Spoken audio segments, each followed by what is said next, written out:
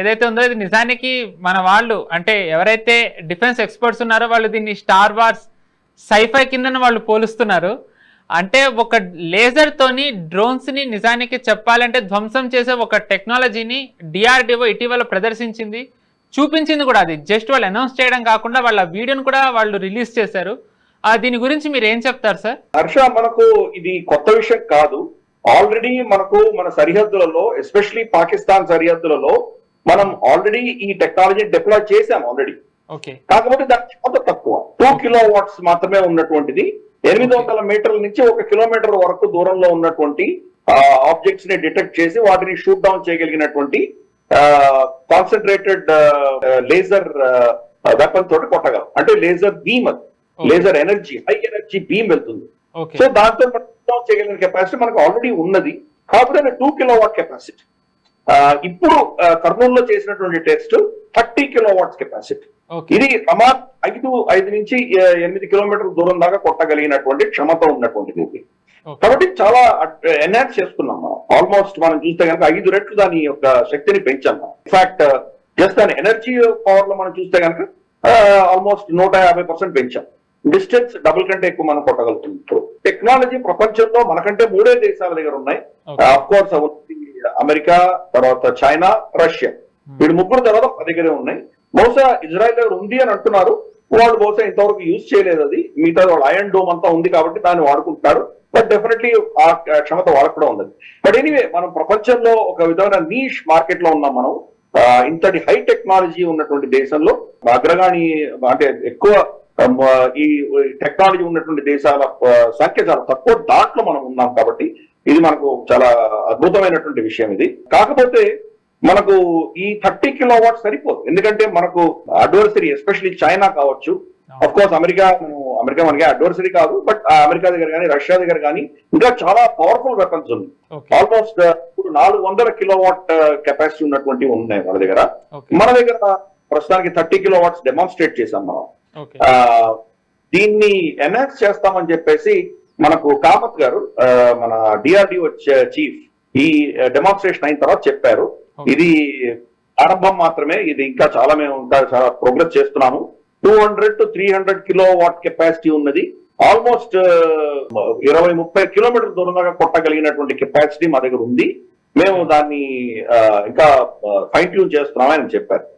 Recent గా చూస్తే మనకు లైన్ ఆఫ్ కంట్రోల్ దగ్గర, అంటే పాకిస్తాన్ సరిహద్దుల్లో మనము పూంచ్ సైడ్, అంటే పీర్ పంజల్ పర్వతాలకి దక్షిణాన పూంచ్, రజౌరి ఆ ప్రాంతంలో పాకిస్తానీ డ్రోన్ ఒకటి, చైనీస్ బిల్ట్ డ్రోన్ ఒకటి అక్కడ ఎగురుతుండగా దానిని మన వాటి ఇదే మన ఇండిజినస్ టెక్నాలజీ తోటి దాన్ని మనం షూట్ చేయగలిగాము. కాబట్టి మనకు ఆ శక్తి ఉన్నది. కాకపోతే ఇది ఒక జనరేషన్ ముందుకు వెళ్ళాం మనం ఆ శక్తిని అంత పెంచుకున్నాం. దాంతో ఎస్పెషలీ మనకి ఇప్పుడు చైనా తోటి మనకు అంటూ ఏమైనా గొడవలు వస్తే అది చాలా దూరం నుంచి కొట్టాల్సి వస్తుంది. ఎందుకంటే అక్కడ చాలా పర్వత శ్రేణులు చాలా పెద్ద ఎత్తున చాలా చాలా హైట్ లో ఉంటాయి. అవి 15-16 వేల అడుగుల్లో ఉంటాయి. పైపెచ్చు వాళ్ళ సైనిక స్థావరాలు కానీ మనవి కానీ దూరంగా ఉంటాయి.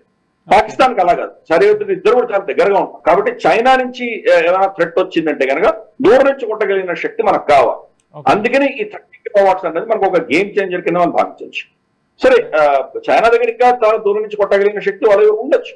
కాకపోతే మనకున్నటువంటి థ్రెట్ ఎల్ఏసీ మీద ఉంటుంది. కాబట్టి ఎల్ఏసీ దగ్గర ఇప్పుడున్నటువంటి టెక్నాలజీనే మనం మాస్ ప్రొడక్షన్ చేసి పెట్టగలిగామంటే అది చైనాకు ఒక పెద్ద థ్రెట్ గా ఉంటుంది. ఇది ఒక లేజర్ బీమ్ లాంటిది. మనం గతంలో చిన్నప్పుడు మనం చూసుంటాం, స్టార్ వార్ సినిమాలో చూసుంటాం మనం. వాళ్ళు కత్తులు లేజర్ బీమ్ తో యుద్ధం చేస్తారు. ఇంచుమించు టెక్నాలజీ అదే. ఆ లేజర్ ఎంత పవర్ఫుల్ ఉంటుందంటే మెటల్, చాలా థిక్ మెటల్ కూడా అది డ్రిల్ చేయగలదు, దానికి కన్న కొట్టేయగలదు. అందుకని అది కనుక అసలు బాండ్ మూవీలో ఒక దాంట్లో చూపిస్తారు మనకి. I think tomorrow never dies లో దేంట్లో ఒక సినిమాలో హాలీబెర్రీను వీళ్ళు ఉన్నప్పుడు ఆ లేజర్ తో కట్ చేసే ప్రయత్నం చేస్తుంటారు. సో అందుకని ఆ లేజర్ టెక్నాలజీ అన్నది చాలా చాలా పవర్ఫుల్. కాన్సన్ట్రేటెడ్ ఎనర్జీ ఒక చిన్న బీమ్ లో మనం కొట్టినప్పుడు అది చాలా పవర్ఫుల్ గా అది కొట్టగలదు. కాబట్టి ఈ యొక్క డ్రోన్, ఫిక్స్డ్ వింగ్ డ్రోన్స్ అక్కడ ఎదుగుతుండగా దాన్ని కొట్టారు. అంతేకాదు అదే డెమాన్స్ట్రేషన్ లో కర్నూలులో ఏం చేశారంటే ఒక 7 డ్రోన్స్, ఒక స్వామ్ డ్రోన్ లాగా వస్తున్నటువంటి 7 కూడా ఇమ్మీడియట్ ఛేదించగలిగారు. ఇది స్పీడ్ ఆఫ్ లైట్ తో కొడుతుంది. మామూలుగా మనం బుల్లెట్ తో మిజైల్ కొట్టామంటే దానికి 3-4 సెకండ్స్ పట్టచ్చు అక్కడికి చేరడానికి. ఆ 3-4 సెకండ్స్ లో అది కనుక కోర్స్ మారి వెళ్ళిపోయిందంటే కనుక తప్పించుకునేటువంటి ప్రమాదం ఉంది.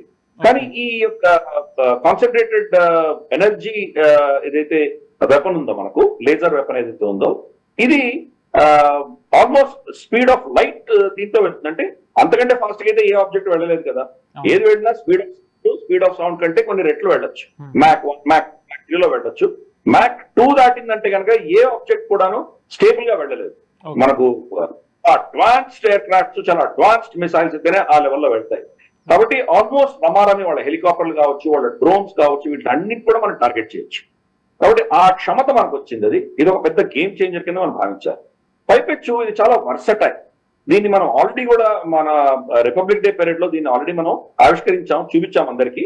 ఇప్పుడు దాని యొక్క క్షమత ఏంటో మనం చూపిస్తున్నాం. అంటే దానికంటే ముందు టెస్ట్ జరిగినాయి. ఇప్పుడు మనం ఓన్లీ అఫీషియల్ గా దాన్ని ఆవిష్కరించాం, మాకు ఈ శక్తి ఉంది అని చెప్తున్నాం మన శత్రువులకి. అలాగే మన మిత్రులకు కూడా చెప్తున్నాము, మన పొటెన్షియల్ బయర్స్ చెప్తున్నాం. రేపు ఎక్స్పోర్ట్ మార్కెట్ ఎవరికైనా కావాల్సి వస్తే దానికి ఇవ్వడానికి కూడా మనం సిద్ధంగా ఉన్నామని చెప్తున్నాము. పైపెచ్చు ఇవి ఎంత వర్సటైల్ అంటే మామూలు ట్రక్కుల మీద పెట్టుకుని తీసుకెళ్ళచ్చు. కాబట్టి ఈ శత్రువుకి ఏం తెలియకపోవచ్చు. మామూలు ఏదో కమర్షియల్ ట్రక్ లో కూడా పెట్టి తీసుకెళ్ళచ్చు. అలాగే ల్యాండ్ బేస్డ్ కావచ్చు, లేదా మనకు ఫ్లైట్ అంటే మన హెలికాప్టర్ లో పెట్టి హెలికాప్టర్ నుంచి కూడా వాడుకొని కొట్టచ్చు. అలాగే మనం షిప్పుల్లో పెట్టచ్చు. అది సో వర్సటైల్, ఎక్కడంటే అక్కడ పెట్టచ్చు.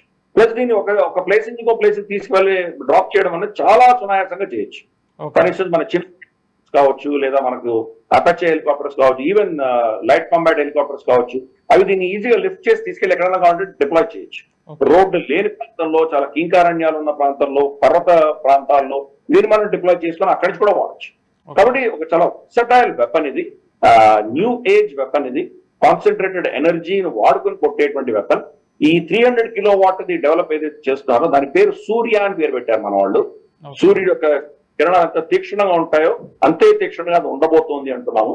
కాబట్టి మన సైంటిస్టులకు, తర్వాత మన పనిచేసినటువంటి మన ఇండస్ట్రీ, ఎందుకంటే ఒక డిఆర్డిఓ చేస్తేనే కాదు కదా, దానికి కాంపోనెంట్స్ కావాలి, దానికి మనకు డిఫెన్స్ ఇండస్ట్రియల్ కాంప్లెక్స్, చాలా కంపెనీలు కాంపోనెంట్స్ ఇస్తే కానీ ఇది తయారవ్వదు. కాబట్టి వాళ్ళందరికీ కూడా మనం అభినందనలు తెలుపుదాము. మన అంబుల పొదలో ఇటువంటి అద్భుతమైన అస్త్రం వచ్చినందుకు మనందరం కూడా గర్విద్దాం. ట్రూ సార్, నిజంగానే. అంటే ఇది ఒక రకంగా చెప్పండి, ఇప్పుడు నేను చెప్పబోయేది సంబంధం లేనిదే, కానీ ఒక చిన్న కామనాలిటీ ఏంటంటే సార్ ఈ విషయంలో, S-400 మన దగ్గర ఇప్పుడు ఏదైతే ఉందో దాన్ని యాక్చువల్లీ చెప్పాలి అంటే కనుక పొటెన్షియల్ బయర్స్, అంటే రష్యా కూడా అప్పటి వరకు దాన్ని వాడలేదు. అయితే వార్తలు ఏమొచ్చాయంటే సిరియాలో వాడినప్పుడు, అంటే అప్పుడు సిరియాలో సివిల్ వార్లో రష్యా చాలా కీ రోల్ ప్లే చేసింది కదా సార్, అప్పుడు వాళ్ళు దాన్ని వాడి అదే మనం దాని పొటెన్షియల్ని మనం మార్కెట్లో చూపిస్తున్నాం. సో ఇది బెస్ట్ అని అన్నారు. అంటే ఇదే మన బెస్ట్ ప్లేస్ ప్రజెంట్ చేయడానికి, ఎక్స్పోలో అవసరం లేదా. అలాగా మనం ఇప్పటివరకు ఏవైతే మనం చూపిస్తూ వస్తున్నామో దట్ వీ కెన్ సెల్ అని, అవన్నీ ఎక్స్పోలో చూపించాం. ఈసారి ఒక రకంగా చెప్పాలంటే పాకిస్తాన్, చైనా ఇద్దరు మనకు హెల్ప్ చేశారు. మన దగ్గర ఎంత పొటెన్షియల్ ఉందో, ఈ వాళ్ళు డ్రోన్ పంపి మనం దాన్ని మొత్తం చెప్పాలంటే ఒక రకంగా డిస్మాంటిల్ అంటామా, మనం దాన్ని డిస్ట్రాయ్ చేయడంతో మన పొటెన్షియల్ తెలిసింది. అండ్ బయర్స్ కూడా నేను కూడా ఇంట్రెస్ట్ చూపించవచ్చు. నిజంగానే లెట్స్ హోప్ సార్. ఈ వీడియో మీకు నచ్చినట్టయితే లైక్ చేయండి, 10 మందికి షేర్ చేయండి. అలాగే కామెంట్ల రూపంలో మీ అభిప్రాయాలను మాతో పంచుకోండి. Nationalist hub group of channels ను సబ్స్క్రైబ్ చేసుకుని తెలుగునాట జాతీయవాద జర్నలిజాన్ని ప్రోత్సహించండి. ఈ వీడియో కింద ఉన్న బెల్ ఐకాన్ పై క్లిక్ చేయడం మర్చిపోవద్దు.